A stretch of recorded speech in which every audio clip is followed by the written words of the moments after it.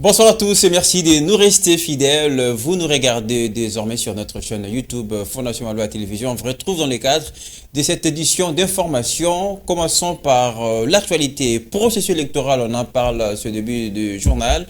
À quelques mois désormais des élections en RDC, le président de la Commission électorale nationale indépendante, Denis Kadima, j'ai cité, a tenu à rassurer les Congolais la bonne tenue des élections dans la transparence et toute crédibilité. L'annonce a été faite au cours d'une réunion tenue ce vendredi 1er septembre 2023. Je vous propose de l'écouter dans cet extrait choisi par votre rédaction. Regardez. À ceux qui pensent ou même espèrent que la CENI va conduire le processus électoral et plus précisément la gestion et la publication des résultats électoraux dans l'opacité et de manière partisane, eh bien, ils se trompent. La CENI ne souscrit pas à cette négativité. Il s'agit d'un procès d'intention qui, du processus, s'est avéré sans fondement. Nous avons donc géré avec professionnalisme et honnêteté la cartographie opérationnelle, la refonte du fichier électoral, la répartition des sièges ainsi que les candidatures. Chers compatriotes, l'équipe que je dirige travaille avec intégrité et le fait ainsi par conviction. Elle n'est pas forcée à le faire, elle est convaincue qu'il faut le faire. Nous sommes convaincus que ce quatrième cycle électoral va hausser le standard en matière électorale et ainsi contribuer à la consolidation de la démocratie et de la paix dans notre cher pays.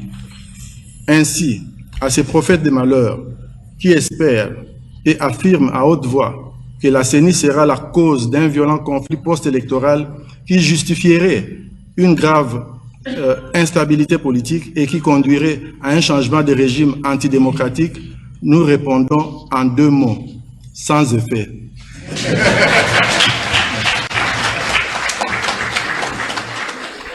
Et puis l'actualité en bref, sachez que pour le dossier carnage de Goma, ouverture ce vendredi de l'audience en flagrance et des Ouazalendo, une centaine de personnes ont été arrêtées. Elles sont poursuivies pour participation à un mouvement insurrectionnel et association de malfaiteurs. Rappelons que le mercredi, une manifestation interdite à cette secte a été notamment signalée par l'armée. Au total, plus de 43 membres de cette secte ont été tués. Nous y reviendrons dans nos prochaines éditions.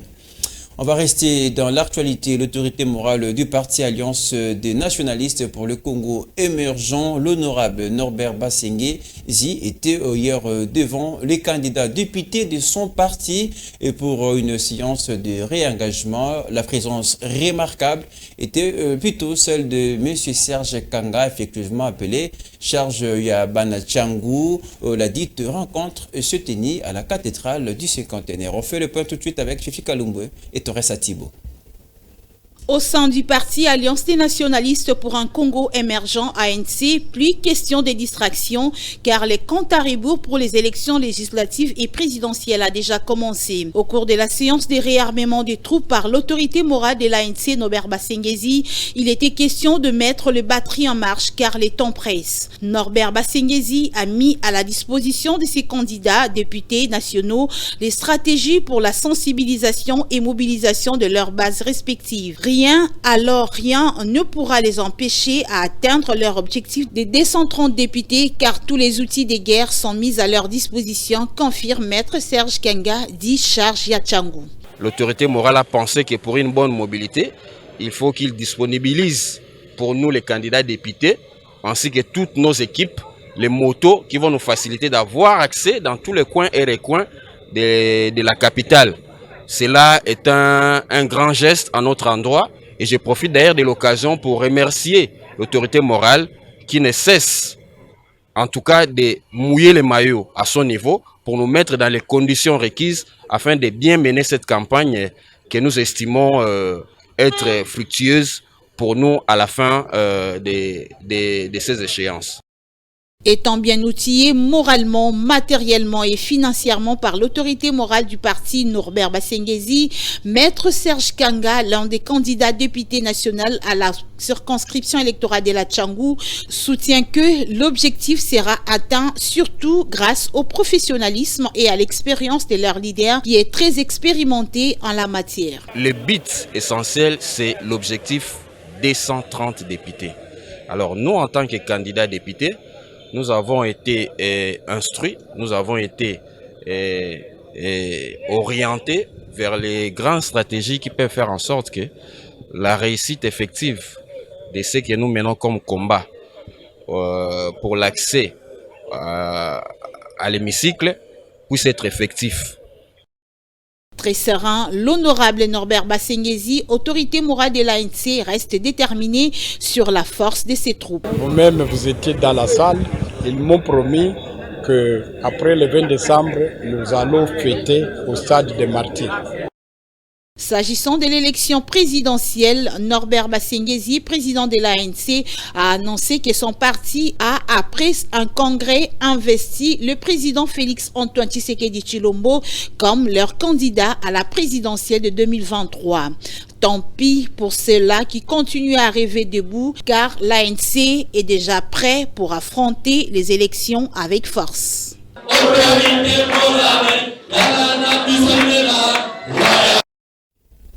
Ouvrons à présent un long chapitre consacré à la fait des sociétés, justement. Les habitants du quartier Sans Fil dans la commune de Massina éprouvent de sérieuses difficultés pour se rendre, voilà, le boulevard Lumumba, la route OCPT, qui est considérée comme une voie principale de ces quartiers, se trouve dans un état de délabrement sérieux. On va faire le point tout de suite dans ces reportages de Olga Kinak et Enoch Mafouka. Regardez.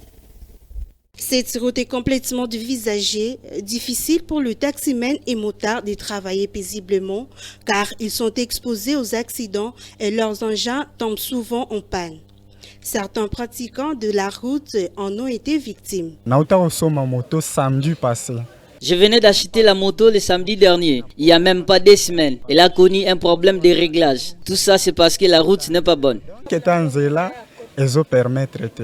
Cet état des choses laisse croire que les autorités ne fournissent aucun effort pour amorcer les travaux sur ces tronçons. Les vendeuses qui acceptent de travailler dans ces conditions sont exposées à des maladies. C'est par manque de travail que j'ai accepté de vendre dans l'insalubrité pour chercher de quoi vivre. C'est pourquoi nous les emballons pour essayer de se protéger contre les microbes. Pour le chef de ces quartiers, la promesse du gouvernement de s'occuper de cette route après cette délinguessa est toujours entendue. Ça y est, dans les projets de l'Assemblée provinciale de Kinshasa, nous ont promis d'arranger le boucle Matankoum au CPT Liberté pour désenclaver le quartier Sans Fil. Mais il que, suivant les lettres que nous avons, nous ont promis qu'après Lengessa, ils vont entamer cette route. Jusqu'à là, nous attendons. Bon, les lettres sont dans leur bureau, mais nous attendons toujours la lenteur administrative. Mais bientôt, pour les exécutifs provinciaux, ils vont agir pour que cette avenue puisse être désenclavée. Pour la population, les autorités doivent profiter de cette période, la saison sèche, pour réhabiliter cette route.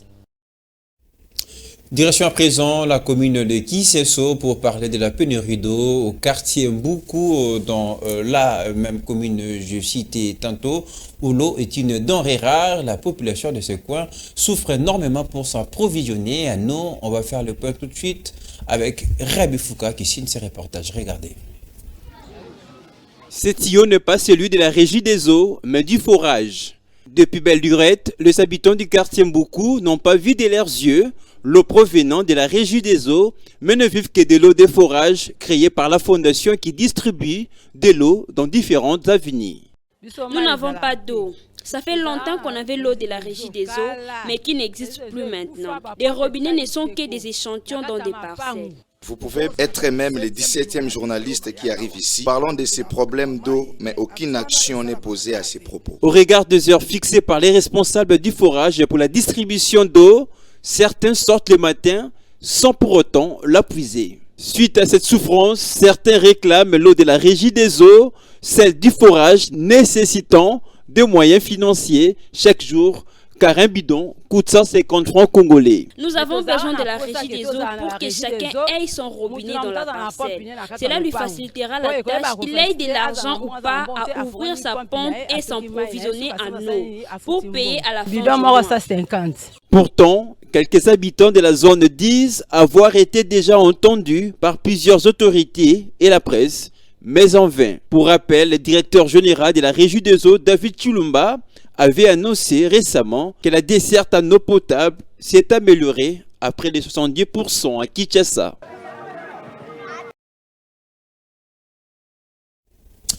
Le rapport sexuel est un tabou pour certaines familles à Kinshasa, mais il est toujours important d'en parler, surtout aux jeunes filles. À Massina, par exemple, le fille mineure tombe enceinte et ça se passe au quartier Fumuchuka. Reportage Enoch Mafuka Torres-Atibo. Dans ces quartiers, le phénomène fille-mère règne en maître. Et ces filles qui ont 14 et 16 ans disent avoir des raisons qui les poussent à mettre au monde à fleur d'âge.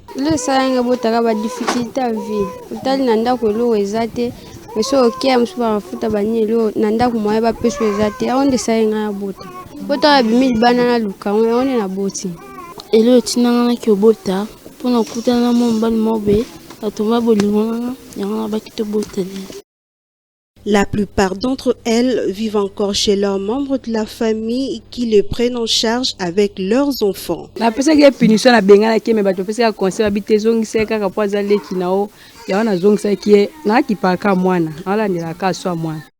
Pourtant, ces filles de 14 et 16 ans qui mettent au monde avant l'âge requis courent des grands dangers et risques, comme les dénonce cette infirmière.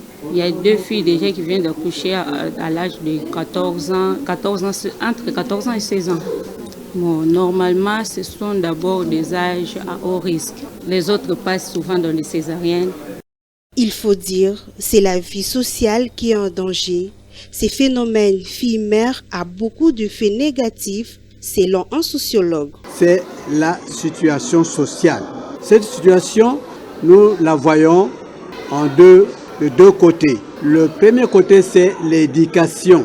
Avant l'an 2000 ans, à travers le monde, on a pu dénombrer 2 milliards d'analphabètes. C'est qu'avant d'atteindre le 3e millénaire, il y aura beaucoup d'analphabètes dans notre pays.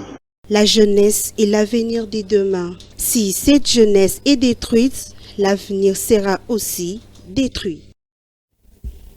Allez, pour la suite de ce journal, on va parler sport à présent.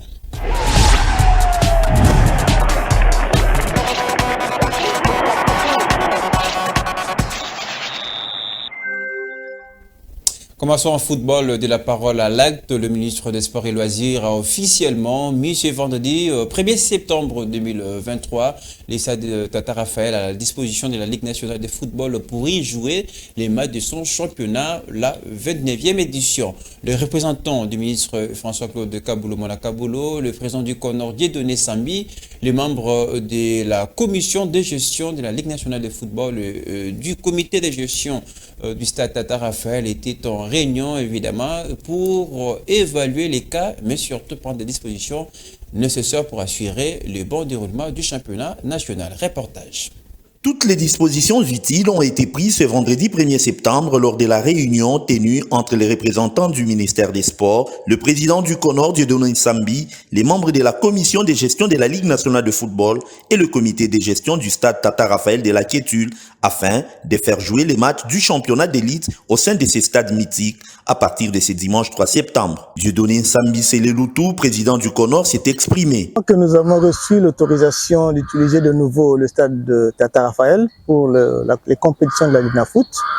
Nous sommes arrivés ici avec l'autorisation de son Excellence le ministre pour voir avec Madame la gestionnaire du stade quelles sont les dispositions utiles et techniques à préparer avant que le championnat ne débute. Albert Nkongolo Béa, conseiller du ministre François-Claude Kaboulo-Mona Kaboulo en charge des sports, a renchéri. Nous avons constaté tous qu'effectivement le ministre a accordé avec son collègue des ITP ont accordé de céder le stade pour l'ouverture du championnat. Mais nous avons tous ensemble constaté qu'il y a encore des travaux à faire. Par exemple, le béton qui entoure l'aire de jeu pose un problème réellement pour les athlètes. Donc, les travaux sont encore en cours, mais le public, c'est vrai, vous avez réclamé le championnat, mais prenez patience, on va commencer dans la mesure du possible, améliorer petit à petit les choses. Mais le constat est là, nous avons constaté que le stade n'est pas encore fin prêt, mais nous allons nous y habituer. Qu'en pense la commission de gestion de la Ligue nationale de football? Réponse avec Bosco Mouéo. Remercier notre ministre des Sports pour les quelques démarches qu'il a faites auprès de son collègue des ITPR, de manière à ce que les matchs de la INAFOOT se jouent au stade Tata Raphaël. Le conseil l'a dit, sûrement prochainement avec le stade de Martyrs. Mais nous avons constaté effectivement que le travaux... On va changer de discipline. Vous le savez peut-être bien, la RDC choisit pour abriter la 26e édition de la Coupe d'Afrique des Nations handball de dames 2024. Une décision de la Fédération africaine de handball faisant suite aux nouvelles installations dont dispose la République démocratique du Congo. Pour Michel Tobo, analyste sportif, cette décision est une bonne nouvelle pour le sport congolais. On va l'écouter au téléphone de votre rédaction. Ça prouve à suffisance que les jeux de la francophonie commencent, on va dire entre guillemets, à porter leurs fruits sur le plan de la confiance en termes d'organisation de compétitions internationales. Mais maintenant, il reste beaucoup à faire. On nous rassure du côté de la Fédération de handball que toutes les dispositions ont été prises, que voilà, les moyens seront disponibilisés pour la bonne organisation de cette Coupe d'Afrique. Voilà, on a encore le temps. C'est presque dans une année. La compétition, bon, les dates n'ont pas encore été déterminées. Ça sera fait au fin septembre ici lors de la Coupe d'Afrique de clubs champions à Brazzaville. Voilà, donc ça sera certainement entre octobre et novembre 2024. Il y a encore une année. Voilà, donc il faudra maintenant à commencer. Pas du côté du genre des organisateurs, de ne pas seulement attendre le gouvernement, bien que, on va dire, le gros des moyens viendront du gouvernement, mais il faudra commencer maintenant à trouver des sponsors, des partenaires qui pourront justement aider la fédération à organiser cette compétition dans les meilleures de conditions, ce qui serait encore un honneur, bien évidemment, pour la République démocratique du Congo. On croise les doigts que tout se passera dans les meilleures de conditions, voilà, et que, voilà, pourquoi pas, quel est le pareil cherché à ce titre, mais que ça sera quand même compliqué parce que, on le sait déjà, les Angolaises sont très calées.